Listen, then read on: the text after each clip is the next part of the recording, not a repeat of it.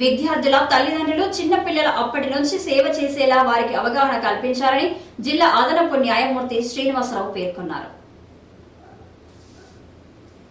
8వ కాలనీలోని శ్రీ వాణి పాఠశాల ముగింపు వారోత్సవాలకు ఆయన ముఖ్య అతిథిగా పాల్గొని మాట్లాడారు. ముఖ్యంగా ప్రతి ఒక్కరూ ఎవరు, నేను ఎందుకు వచ్చాను, ఏమి చేయాలి, ఎందుకు చేయాలి అనే 5 సూత్రాలను ప్రతి ఒక్కరూ ప్రశ్నించుకున్నప్పుడు మన బాధ్యత ఏమిటో అర్థమవుతుందని, అప్పుడే మనం అనుకున్న లక్ష్యాలను చేరుకోగలుగుతామని తెలిపారు. నేటి చిన్నారులకు కష్టం తెలియకుండా పెంచుతున్నారని, అట్టి వారికి బాధ్యతగా అనుకున్న లక్ష్యాన్ని ఎలా సాధించుకోవాలో తెలియక చాలా ఇబ్బంది పడుతున్నారని, వారందరికీ ఇలాంటివి అవగాహన కల్పించాల్సిన బాధ్యత ఉందని తెలిపారు. చిన్నారులు ఒక లక్ష్యాన్ని ఎంచుకుని ఆ లక్ష్యం వైపు కొనసాగేలా తల్లిదండ్రులు ప్రోత్సాహం కల్పించాల్సి ఉంటుందని తెలిపారు. అనంతరం విద్యార్థులకు graduation certificates, yoga competition certificates, medals అందజేశారు. మీరు ఎంతమంది ఎగ్రీ అవుతారు? సేవ చేసిన వాళ్ళు గొప్ప వాళ్ళ, సేవ చేయించుకున్న వాళ్ళు గొప్ప వాళ్ళ?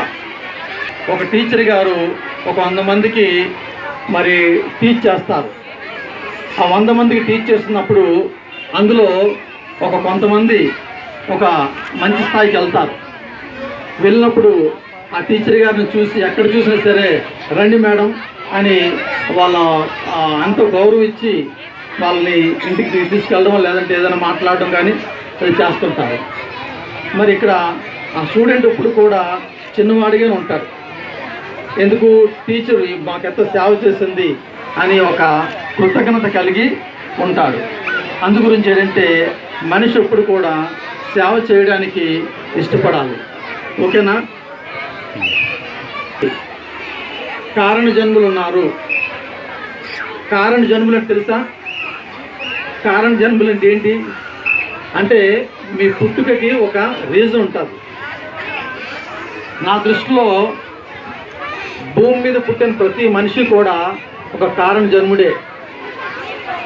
ఆ విషయం తెలుసుకుంటే ఆయన గొప్ప స్థాయికి వెళ్తాడు. మరి నా జీవితంలో నేను మా నాన్నగారు రిక్షా తొక్కేవారు. మాది చాలా పేద కుటుంబం. నేను అప్ టు డిగ్రీ వరకు కూడా ఒక ఆర్డినరీ స్టూడెంట్గానే జీవించాను.